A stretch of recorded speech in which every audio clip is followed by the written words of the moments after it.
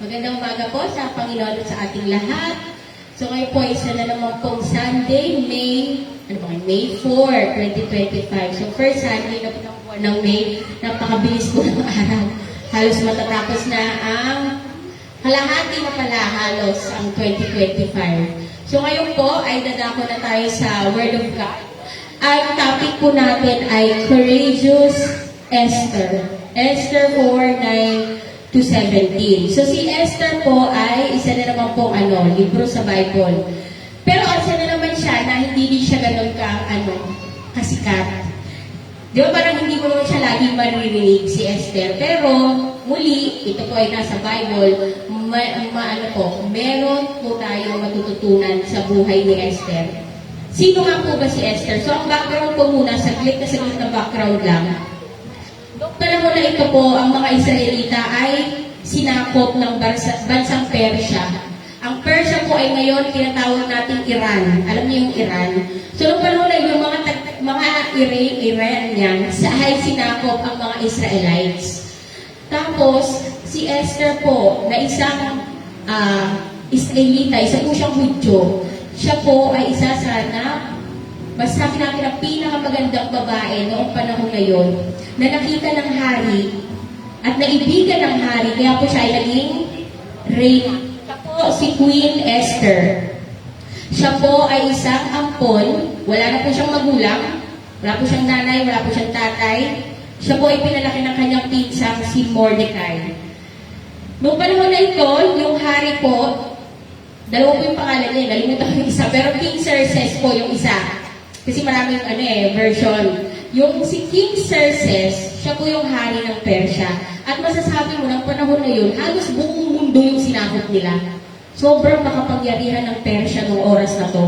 So talagang yung Israelites ay wala rin pong nagawa nung time na yun, kundi masakop din po ng bansang Persya. Ito kaso ang problema kay King Xerxes, mainitin ang ulo nitong hari ito. Sa init nga ng ulo niya, nagkaroon ng isang handaan. Meron siyang isang napakagandang reyna, si Queen Vashti. Tinawag niya yung queen niya para ipagmalaki sa lahat yung ganda ng reyna niya. Ayaw ni Queen Vashti na lumabas ng oras na doon. Sa inis niya, pinatanggal niya sa posisyon yung reyna at meron pong nagsasabi sa record, pinapatay na ba? Yung sarili niyang asawa, sa inis niya na, di ka nasunod papapatay kita. Papatanggal kita sa pagiging reyna kasi papapatay pa kita.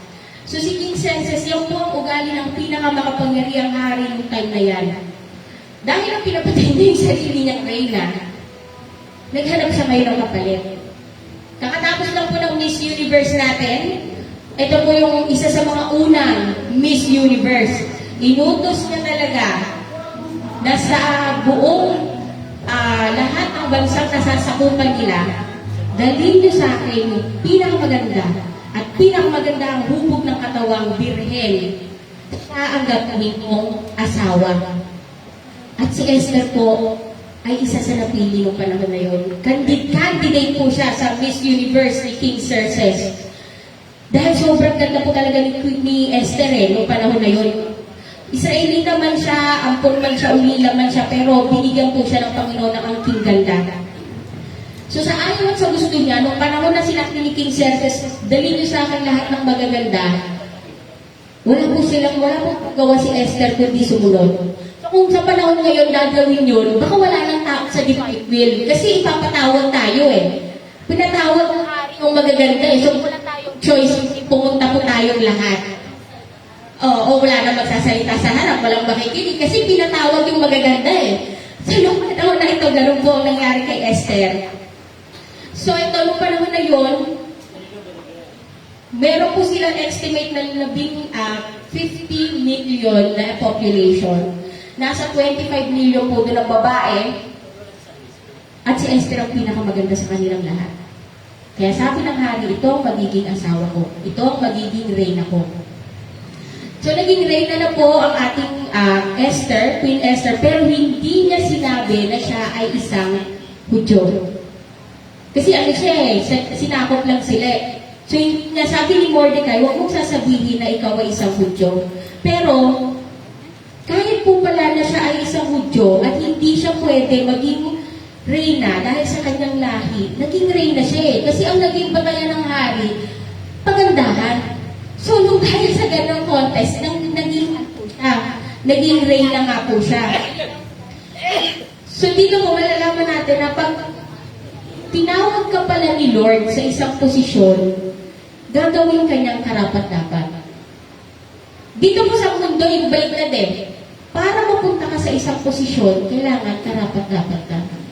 Kay Lord baliktad, tatawagin muna kita bago ka maging karapat-dapat. Wala po tayong dapat patunayan. So, ganoon po ang nangyari kay Esther. Hindi man po siya karapat-dapat, pero tinawag siya ng Panginoon maging reyna ng oras na yon. So, dahil tinawag siya, ginawa po siyang karapat-dapat. At dahil po doon, napakaganda po ng istorya yung binabasa atin ngayon. Simula pa lang po yun ang kwento ni Queen Esther. Dahil, bakit sa 25 million na babae na nasakupan ni King Xerxes sa Persia, bakit ang isang ampon na isang Hudyong ampon ang pinili niya maging reyna? Meron palang dahilan ang ating Panginoon. Bago po tayo dumako sa dahilan na yun, manalangin po muna tayo. Panginoon, maraming salamat po sa araw na ito. Maraming salamat po sa umagang ibinigay niyo sa bawat isa, Panginoon. Salamat po, Panginoon, sa buhay, Lord God, na ipinagkaloob niyo po sa amin, Lord God. Lord, sa oras na ito, samahan niyo kami, Lord God, pag-aralan ng buhay ni Queen Esther, Panginoon. Ang buhay na, Panginoon, ay magbigay sa amin ng kalakasan, Panginoon, dahil alam po namin na kumilos ka sa buhay ni Queen Esther, Lord God. At alam po namin na sa oras na ito, Lord God, ay may dagwindig po kayo, Lord God, tulad ng ginawa niyo, Panginoon, sa buhay ni Queen Esther, Panginoon. Muli, Panginoon, samahan niyo po kami, samahan niyo kami mula umpisa hanggang matapos ang mensahe nito, Lord God. Ito lamang po ang aming prayer in Jesus' name. Amen. So, ayan na po tayo. Simula ka lang yun ang ni Queen Esther. So, bakit nga ba ang isang ampon ng kanyang pinsa na si Queen Esther ang ginawang reyna? Dahil meron palang magiging pagsubok ang mga Hudyo noong panahon na yun. Anong pagsubok ba yung tinutukoy ko? Esther 3:2.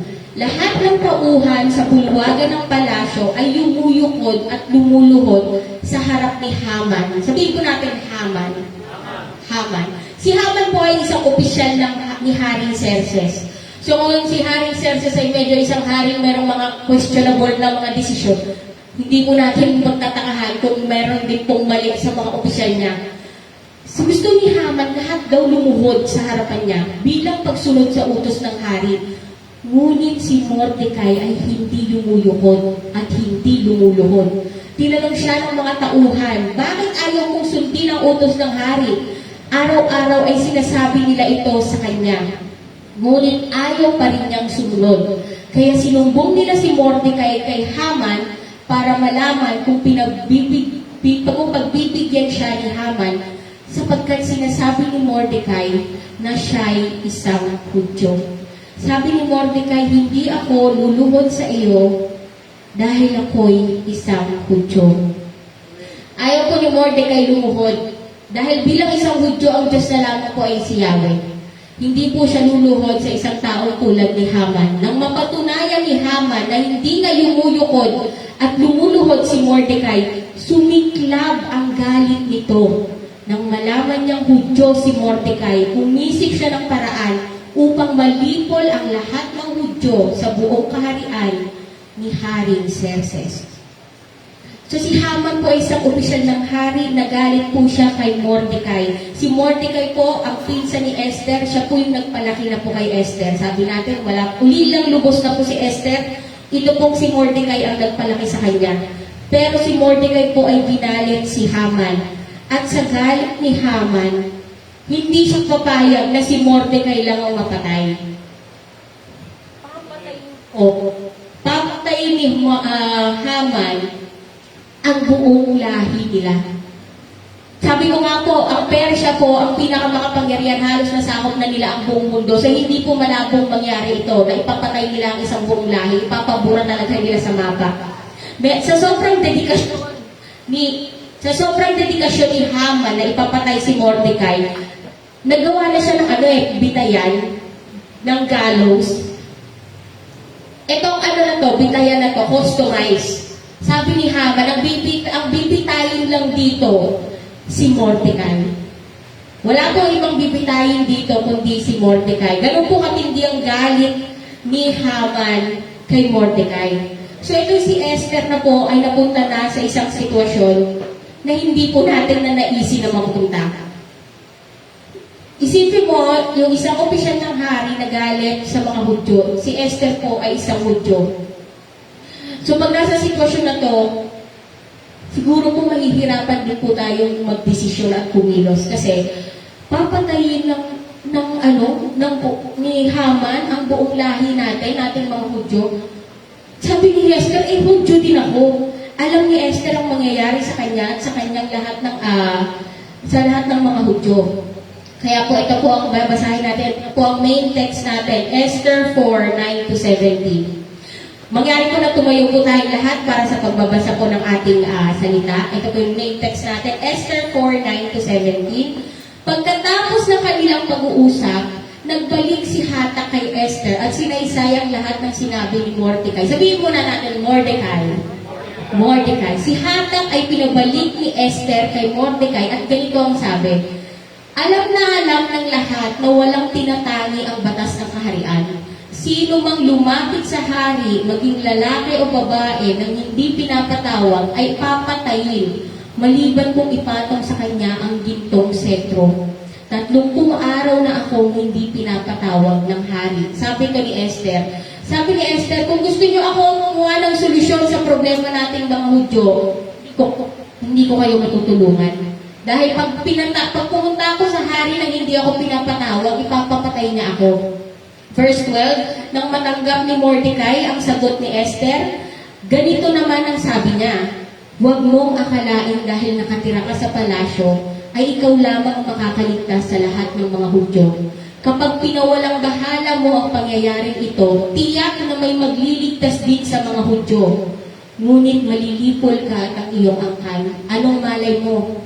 Baka nga napunta ka riyan para maging kasangkapan sa ganitong pagkakataon. Verse 15, dahil dito pinasabi ni Esther kay Mordecai, tipunin mo ang lahat ng Hudyo rito sa Susa at ipag-ayuno niyo ako. Huwag kayong kakain o iinom sa loob ng 3 araw at 3 gabi. Mag-aayuno rin kami ng aking mga katulong na babae. Pagkatapos pupunta ako sa hari kahit ito'y labag sa batas. At kung dapat akong mamatay, ako nga ay mamamatay.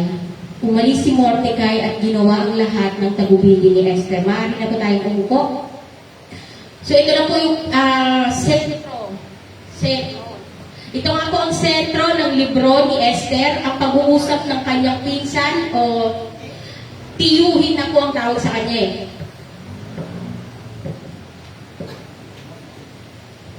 Tiyuhin na po si Mordecai halos dahil siya po ang nagpalaki kay Esther.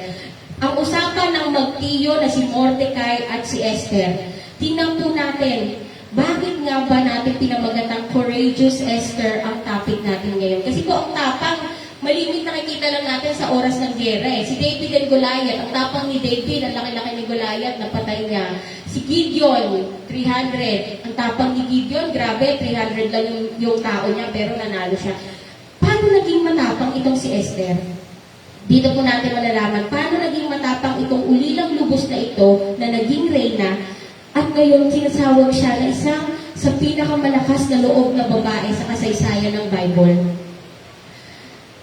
Si Esther po ay mayroong desisyon na ginawa at ang desisyon na gagawin niya, alam niya hindi lang makakaapekto sa sarili niya, kundi makakaapekto sa tao ng Diyos, sa mga Israelita.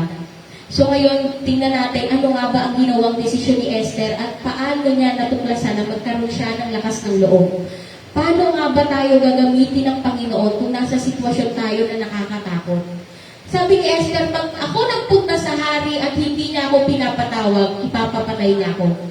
Gusto niya sabihin kay Mordecai, hindi umubra ang ganda ko doon, Mordecai. Ang utos ng hari ay utos ng hari. Alam natin na hindi natin pwedeng baliin yun. Pwede lamang akong lumapit sa hari pag ako'y pinatawag. Pinatawag ba siya noong oras na to? Hindi po. Pero sabi ni Mordecai, ikaw ang magliligtas sa aming mga Hudyo. So paano nga ba nagkaroon ng lakas ng loob itong si Esther, ang ating bida? Dahil umabot pa siya sa isang sikat na linya dito. At kung dapat akong mamatay, ako nga ay mamamatay. Yan na po ang tapang na meron si Esther noong oras na to. Paano siya nagkaroon ng tapang? Una po, God will use people. Gagamit po ang Panginoon ng ibang tao para po tayo magkaroon ng lakas ng loob, para po tayo magkaroon ng pananampalataya, para po tayo magawa natin yung mga bagay na pinapagawa ng Diyos. Sino po yung ginamit sa kanya una-una? Si Mordecai. Si Mordecai po ay ang kanyang parang ama na po, at sa kanya po, kumuha din po si Esther ng lakas ng loob ng oras na ito. Bakit? Kapag, sabi ni Mordecai, kapag ipinagwalang bahala mo ang pangyayaring ito, tiyak na may magliligtas din naman sa mga Hudyo eh. Ngunit malilipol ka at ang iyong akkan. Anong malay mo?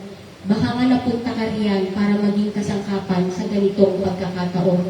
Si Esther po ay nagdududa na dahil alam niya mapwede siyang mapatay oras na meron po siyang gawing mali. Pero sabi ni Mordecai sa kanya, hindi mo naisip, sino ba tayo? Tayo yung mga Hudyo na sinakop ng mga ng bansang Persia.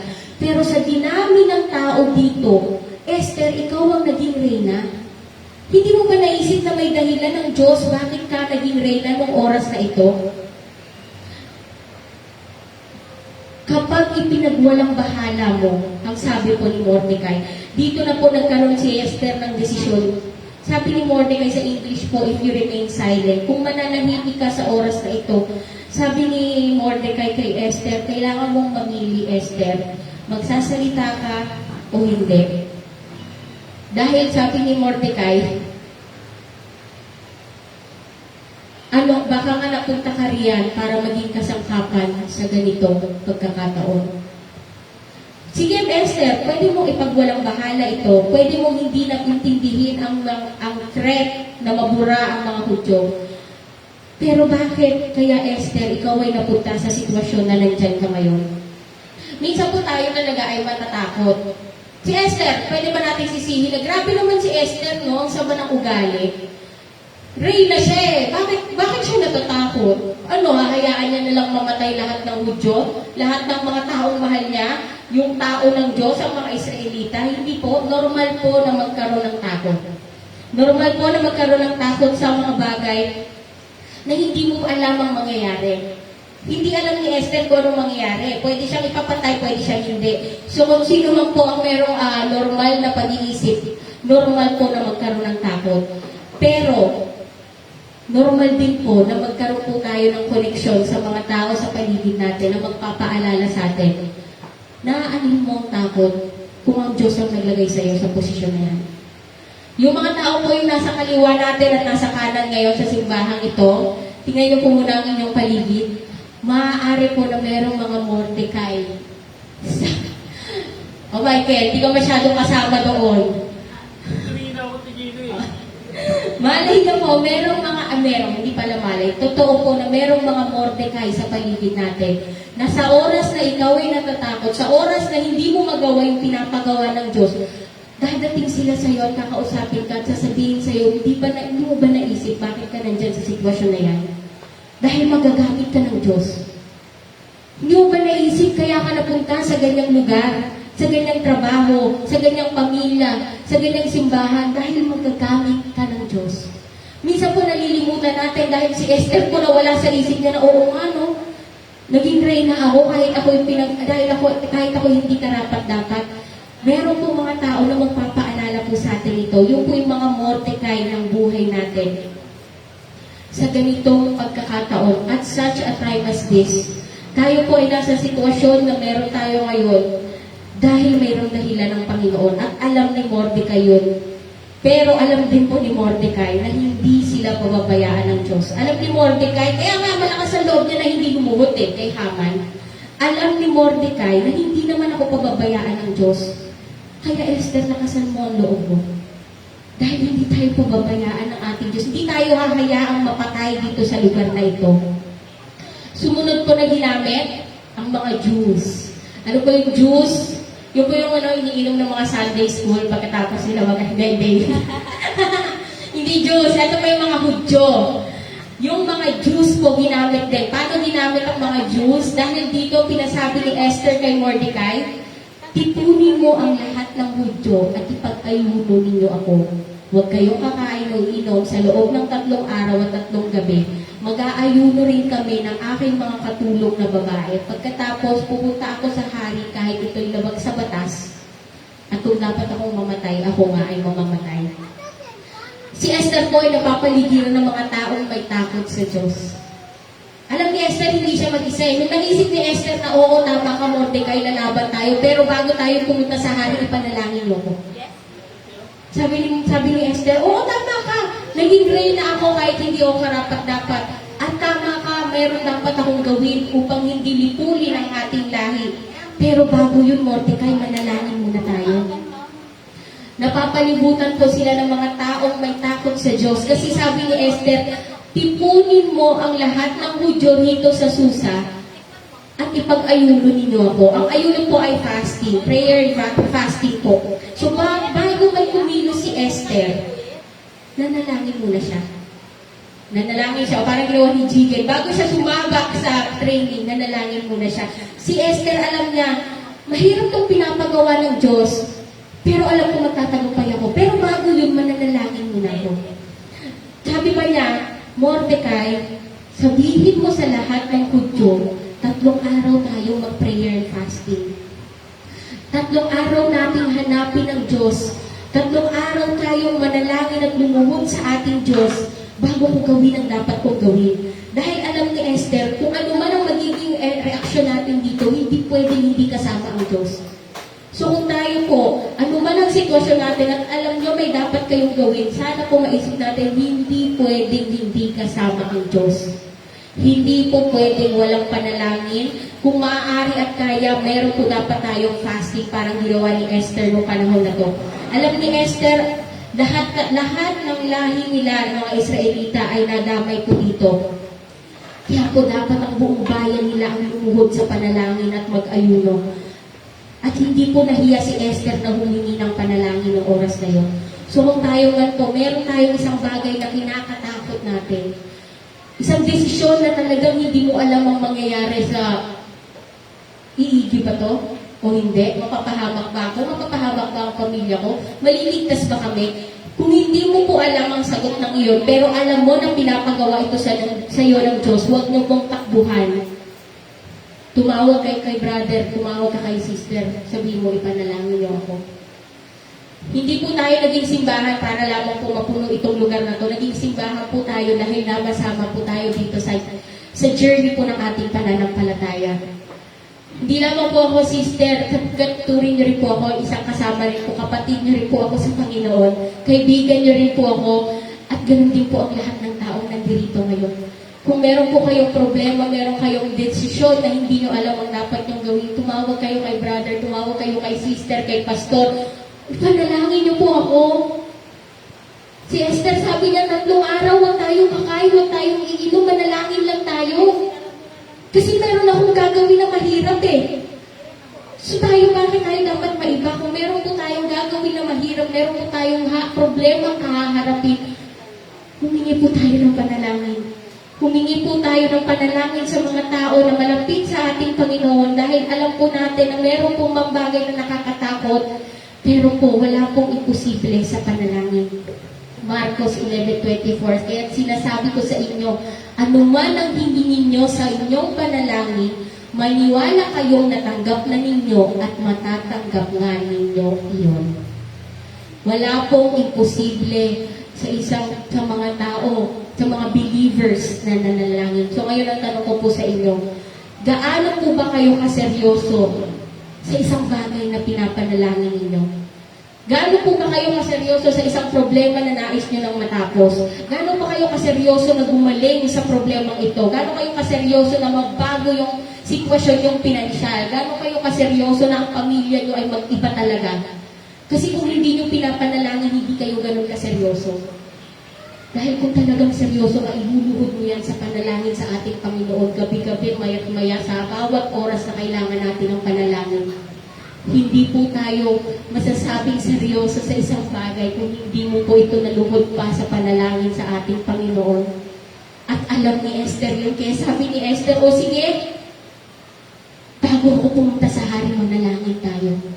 Bago ako pumunta sa hari, lahat ng Hudyo ay mag-aayuno. Lahat ng Hudyo ay mananalangin, sasamahan ako sa panalangin. So tawagin po natin ang ating brother, sister, si pastor.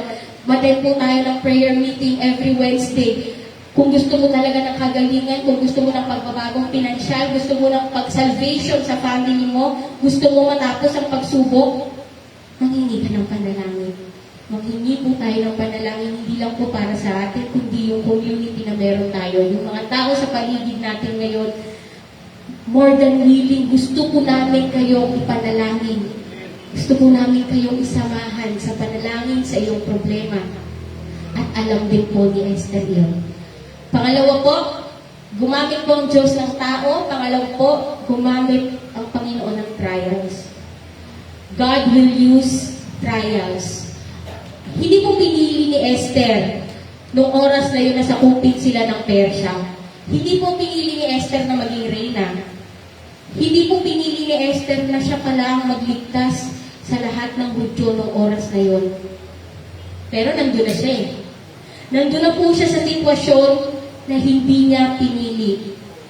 Pero ganito po ang reaksyon niya eh. Pagkatapos pupunta ako sa hari kahit ito'y labag sa batas, at kung dapat akong mamatay, ako ay mamamatay. Pwede sabihin ni Esther, pero bakit parang kasalanan ko, Mordecai? Ikaw nagsimula itong gulo na to eh. Tapos ipapasa mo sa akin yung solusyon. Ako ang pupunta sa hari, ako yung pwedeng unang mamatay sa ating lahat. Hindi po gano'n ang reaksyon ni Esther. Sabi ni Esther, pupunta ako sa hari at kung ako'y mamamatay, ako ay mamamatay. If I perish, I perish.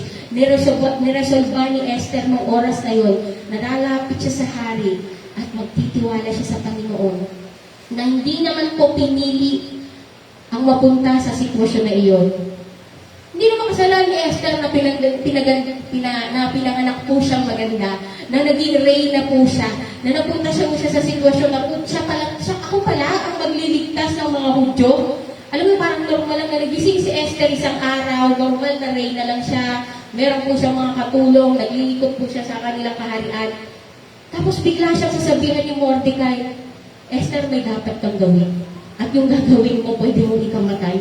Sabi ni Esther, bakit parang kasalanan ko? Bakit parang ako dapat ang magligtas sa ating lahat? Pero hindi po gano'n ang naging reaksyon ni Esther. Sabi ni Esther, at kung ako'y mamamatay, ako nga ay mamamatay. Napakabigat ko ng sitwasyon ni Esther. Hindi ako makarelate dyan, sister eh. Wala naman akong dapat gawin na ikaw mamatay ko pa eh. Ang gusto lang naman ni Lord sa akin eh, mag-music team ako, mag-prayer. So, hindi ako makaka-relate dyan, sister. Hindi naman ako nakukulong tulad ni Esther o mamamatay. Pero meron din po tayong mga dahilan kung bakit napunta tayo sa mga sitwasyon na hindi natin gusto. Meron din po tayong mga dahilan para ayawan yung mga sitwasyon na meron tayo ngayon. Minsan nasa sitwasyon tayo na ayaw natin. Wala pong taong pinili na mawala ng trabaho. Wala pong taong pinili na mamatay ng magulang sa murang edad. Wala pong taong pinili na mapanganak sa isang pamilya na hikahos. Wala pong taong pinili na molestyahin. Wala pong taong pinili na sana na maabuso siya ng mga tao. Wala pong taong pumili ng mga ganong sitwasyon, pero napupunta po tayo sa ganong sitwasyon. At ganoon din po nangyari kay Esther. Napupunta po tayo minsan sa mga sitwasyon na hindi natin gusto. At hindi natin makontrol. At hindi natin alam anong mangyayari. Pero pwede po natin tignan, ano ba yung ginawa ni Esther nung nasa sitwasyon siya na hindi niya gusto. Hindi man po mapili ni Esther yung sitwasyon na meron siya, pero pinili po ni Esther na magkaroon ng katapangan noong oras na yun. Pinili po ni Esther na magkaroon ng lakas ng loob ng oras na yun. Sa sobrang lakas ng loob, na kaya niya pong sabitin ang mga salitang, kung dapat akong mamatay, ako nga ay mamamatay. So kung tayo man po, nakakalungkot pong nasa sitwasyon po tayo na mahirap, kung nasa sitwasyon po tayo na napakasakit, pero kung nasa sitwasyon man po tayo at sinabi ng Panginoon, lakasan mo ang loob mo, Kung sinabi ng Panginoon, gawin mo ito, maglingkod ka, magsimba ka, mag-share ka ng gospel, manatili ka sa pananampalataya. Gayahin po natin si Esther. Dahil ano pa ang masasabi natin tungkol dito? Kung ang Diyos ay panig sa atin, sino ang kalaban natin? Sabi dito sa sitwasyon ni Esther, sabi ni Haman, lahat ng Hudyo ay dapat patayin.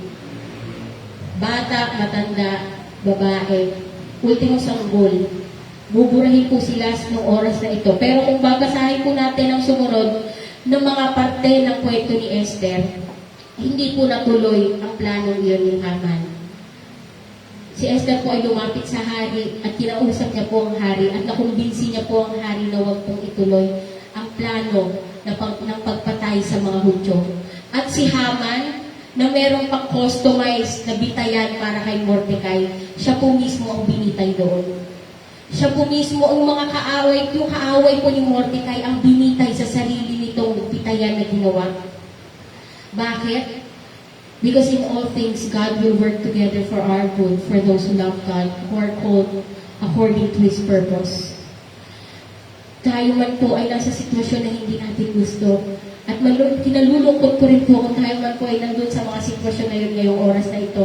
Hindi mo pinili magkaroon ng problema, hindi mo pinili magkaroon ng sakit, hindi mo pinili magkaroon ng sira, ng pang-aabuso sa buhay mo. Pero maniwala po tayo na kayang gamitin ng Panginoon ang mga problemang iyan for your good. God will work all things for your good for those who love God, who are called according to His purpose. Hindi po alam ni Esther kung anong mangyayari ng oras na yun. Dahil kung oras na yun ay mamamatay siya, tinanggap na po ni Esther na kung ako ay mamamatay, pero susunod ako sa dapat kong gawin.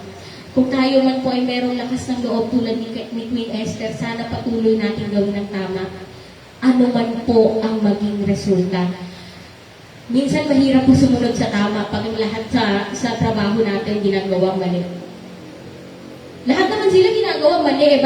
Bakit ako kakaiba? Bakit ako susunod? Bakit, Lord, ako ang dapat maging tama at maging kakaiba sa kanilang lahat? Eh, gumaya na lang ako. Sila nandadaya din ako. Kung sila gumagawa ng mali, gagawa na rin po ako ng mali. Lord, bakit ko susundin ang utos mo kung mahihirapan din ako at mapapahamak pa yung pamilya ko? Dahil kailangan po ng lakas ng loob para po magawa ang pinapagawa ng Diyos tulad ng nangyari kay Esther. Kailangan po ng lakas ng loob para mapagtagumpayan ang takot. Kailangan po ng lakas ng loob para i-share mo yung gospel kapag hindi ka komportable. Kaya po ng lakas ng loob para tumayo ka sa lahat ng maling nangyayari sa paligid mo. Kailangan po ng lakas ng loob para ipagtanggol ang mga taong hindi kayang ipagtanggol ang sarili nila. Kailangan mo ng lakas ng loob para panindigan yung conviction na meron ka kahit na lahat ng tao sa paligid mo iba ang ginagawa. Kailangan mo ng lakas ng loob na gawin ang tama sa eskwela, sa trabaho, kahit na lahat ng kasama mo sinasabi sa'yo, wag mo nang gawin yan. Kailangan mo ng lakas ng loob na tumawag sa tawag ng ministry. Kahit alam mo na napakaraming madadamay sa desisyon mo iyon. At gagamitin ko po itong oras na ito na sabihin sa inyo, hindi po madali ang lahat ng sinabi ko. Hindi po madali magkaroon ng lakas ng loob sa isang mundong sobrang sirak na po. Hindi po madali na sabihin ko sa inyo na si Esther na nagawa kung siya daw mamamatay. Alam ko po hindi madali. Pero kailangan po natin ng lakas ng loob na nanggagaling kay Kristo para sabihin sa takot ang tulad ng sinabi ni Esther, kung ako nga'y mamamatay, ako ay mamamatay. Kung ako'y mapapahiya, di ako mapahiya. Basta na-share ko ang Word of God. Kung ako'y mapagalitan ng mga tao sa paligid ko dahil ako lang ang gumawa ng tama, di mapagalitan. Basta ginawa ko ang tama. Kung ako ay magkaroon ng deductions sa aking trabaho, sa aking relasyon sa aking mga kaibigan dahil sa pagiging Kristiyano ko, di mangyari ang mangyari. Gagawin ko ang pinapagawa ng Diyos. Kung ako nga'y mamamatay, ako nga'y mamamatay. Anong pinakamadlalang mangyayari po sa atin? Ano po yung pinakamahirap na hindi natin kayang harapin? Wala po yun kung meron po tayong lakas ng loob para sundin ang pinapagawa ng Diyos. Maging matapang tulad ng tapang na yung Reynang Esther na binasa po natin ngayon. Kung tayo mamamatay, kung tayo mamamatay. Sa pagtatapos po, ang libro po ni Esther ay isa sa 2 libro na pinangalan sa babae. Karamihan po, halos lahat po ng libro sa Bible ay pinangalan sa lalaki. 2 lang po sila, si Esther at yung isa po, si Ruth. Isa rin po ito sa 2 libro sa Bible, kasama ng Song of Songs, na hindi po binanggit ang pangalan ni Yahweh. Kaya anyayahan ko na rin po kayo na pag uwi nyo, buksan nyo ang inyong mga Bible mula umpisa, Esther chapter 1 hanggang matapos ito, sabihin nyo sa akin kung nabanggit ang pangalan ni Yahweh. Wala po dun. Wala pong binanggit na Yahweh, hindi po nakapag-usap sa kanila ang Diyos noong oras na nangyayari ang mga kaganapan sa libro ni Esther. Kaya po matagal na panahon na dinedebate kung isasama pa ba ang libro ni Esther sa Biblia. Dahil bakit natin isasama hindi binanggit si Yahweh? Baka sino lang nagsulat nito eh. Dinebentahan kung isasama po ba sa canon sa ang libro ni Esther. Dahil hindi po binanggit ang pangalan ng ating Diyos, hindi po binanggit si Yahweh. Pero ito po'y sinama. Bakit? Dahil hindi man po binanggit ang pangalan ni Yahweh, hindi man po nakipag-usap sa kanila kay Mordecai, kay Esther o kanino man pong propeta ang ating Diyos. Masasabi po natin na sa libro ni Esther na nandun pa rin po ang kapangyarihan ng Diyos. Nandun pa rin po ang kapangyarihan ng Diyos sa buhay ni Esther at ni Mordecai at ng lahat ng mga Hudyo. Bakit po? Hindi man po nagsalita ang Panginoon pero hindi niya rin pinabayaan ang mga tao niya. Hindi mo man po narinig o mabasa talagang hahamunin ko na kayo, bumuwi kayo, basahin niyo yung Esther mula umpisa hanggang matapos, wala po doon banggit. Miski isang beses, pangalan ng ating Diyos na si Yahweh. Wala pong banggit doon ng Diyos, Yahweh, Panginoon, wala po. Pero mababasa niyo po mula umpisa hanggang matapos ang Esther, hindi po pinabayaan ng Diyos si Esther at si Mordecai. Hindi po pinabayaan ng Diyos ang kanyang mga tao ng mga Israelita na mapatay ng plano ni Haman. Dahil ang Panginoon man po ay tahimik, ang Panginoon ay kumikilos. Dahil sa 25 million na babae, pinili niya si Esther. Sabi ng Diyos, ikaw ang magiging reyna dahil alam ko darating ang panahon gagamitin kita. At bago po, pagkatapos po pala ng libro ni Esther, ilang libro na lang po, meron na pong nagganap na 400 years of silence. Pagkatapos po ng libro ni Esther, meron lamang po 1 o 2 propeta na sumunod, 400 taon na po, wala pong salita mula sa ating Panginoon. Wala pong propetang nagpakita sa mga Israelita, wala na pong lumalabas na milagro tulad ng panahon ni Moises na nagsasalita sa apoy, na lumalab na nagsasalita sa ulap. 400 years of silence. So marahil ginawa po ang libro ni Esther para mapatunayan sa tao, maihanda ang mga Israelita na sa panahon na tahimik ang Diyos. Na sana tayo rin maging handa sa panahon na tahimik ang Diyos. Ang gano'n ba yung sister? Hindi ba laging nagsasalita? Hindi po.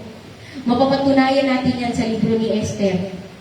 Wala pong banggit ng ating Panginoon, pero matapos po nun, hinanda na po pala ng Panginoon ang kanyang mga tao dahil 400 na taon lilipas, hindi po makikipag-usap ang Panginoon sa kahit na sinong Israelita. Natapos ang 400 years, pinanganak ang ating Panginoong Hesukristo. Pinanganak ang ating Panginoong Hesukristo sa isang sabsaban at mapapatunayan natin 400 taon mang tahimik ang Diyos, pero yung pangako niya matutupad at matutupad. Ang pangako ng Panginoon sa mga Israelita ay matutupad. Ang salvation na pinangako niya ay natupad kahit po 400 taon po ang hinintahin nila. Walang propeta, walang signs, walang miracles, pero yung katapatan ng Diyos hindi po kailanman nawala. Ang Panginoon ay tahimik, pero kailanman hindi po tayo iiwan. Kahit na ikaw po ay nasa pagsubok, nasa problema, kumikilos po ang Diyos. Sa libro ni Esther, wala pong nabanggit na Kristo, na Yahweh. Wala pa talaga Kristo na Old Testament, pero wala pong nabanggit na Yahweh. Pero sila Mordecai, sila Esther na patuloy na nananampalataya sa ating Panginoon. Sila po'y nag-ayuno, sila po'y nanalangin. Ngayon tayo po, sa mga mga buhay natin, gaano katagal pa minsan naranasan natin na tahimik ang Diyos? Buwan, taon, linggo, araw? Gaano katagal na yung mga panalangin natin hindi nasasagot ng ating Panginoon? Napakahirap maghintay habang tahimik ang Panginoon. At alam ni Esther yun, alam ni Mordecai, at alam ng mga Israelita yun ng 400 years of silence. Alam nila na napakahirap. Ang hirap mag-antay kapag ang Diyos tahimik. Madali mag-antay pag ang Panginoon, makakatapos ba ako ng pag-aaral? Hindi nasagot. Ang hirap mag-antay ng panahon na yun. Panginoon, magkakaroon ba ako ng trabaho? Hindi nasagot. Ang hirap mag-antay. Panginoon, mababago ba ang sitwasyon namin sa bahay? Hindi nasagot. Ang hirap mag-antay. Panginoon, yung pamilya ko ba, lahat ba sila madadala ko sa church? Hindi nasagot. Ang hirap po mag-antay. Kapag ikaw po ay nasa ospital, nag-aantay ng balita mula sa isang doktor, ang hirap po mag-antay pag tahimik ang Panginoon. Kapag ikaw ay nasa oras na ikaw ay mayroong problema pinansyal, ang hirap pong mag-antay pag tahimik ang Diyos. Pero sabi sa awit 40-11, bakit ako malulungkot? Bakit ako magdaramdam? Sa Diyos ako may tiwala, siyang aking aasahan, magpupuri akong muli, pupurihin walang humpay. Ang aking tagapagligtas, ang Diyos na walang hanggan. Nahirap po talaga mag-antay pag ang Panginoon po ay tahimik. Pero hindi ko po ikakaila ngayon na meron po talagang panahon na tahimik ang Diyos sa buhay natin. Hindi po palaging may milagro, hindi po palaging may senyales, hindi po palaging meron po tayong kalakasan na mahuhugot. Pero tulad ni Esther at Mordecai, wala po silang narinig sa Diyos, pero sumunod po sila. Naging matapang sila sa sitwasyon na yun. Ang hirap maging matapang ng oras na yun na, teka, lalapit ako sa hari. Wala tayong napapalitaan mula sa ating Diyos na si Yahweh. Pero magtiwala po tayo sa ating Panginoon kahit siya po ay tahimik. Hanapin natin ang Panginoon sa prayer, sa fasting, sa services na tulad nito, sa weekly services, sa Bible study, sa midweek. Tahimik ang Diyos pero lang lumapit po tayo. Gumawa po tayo ng mga bagay na pinapagawa pa rin po ng Panginoon kahit siya po ay tahimik. Dahil alam ni Esther, alam ni Mordecai, oo, tahimik ang Diyos pero hindi tayo pababayaan ng Diyos. Oo, tahimik ang Diyos pero alam ko hindi niya hahayaan ang mga tao niya ay mamatay at mapahamak. Oo, tahimik ang Diyos. Pero alam ko napakaganda ng istoryang ginagawa ng Diyos sa oras na ito. Tahimik man ang Diyos pero magtitiwala pa rin tayo. Kaya gusto ko pong ipaalala lamang sa inyo ngayong umagang ito, tahimik man po ang Diyos, pero gagamit ang Diyos ng tao, tulad ni Mordecai, tulad ng mga Hudyo, tulad ng simbahang munti natin ito. Gagamit ang Diyos ng mga pagsubok na alam ko hindi natin pinili. Dahil mga oras na siya man po ay tahimik, magkaroon po tayo ng tiwala na hindi po ibig sabihin na tahimik ang Diyos ay wala siyang ginagawa. Meron man po panahon na ang Diyos man natin ay tahimik, magkaroon tayo ng lakas ng loob na gawin pa rin ang pinapagawa ng Diyos, magtiwala at manampalataya sa ating Panginoon dahil meron at merong ginagawa ang ating Panginoon sa buhay natin. Yun lamang po, magandang umaga po.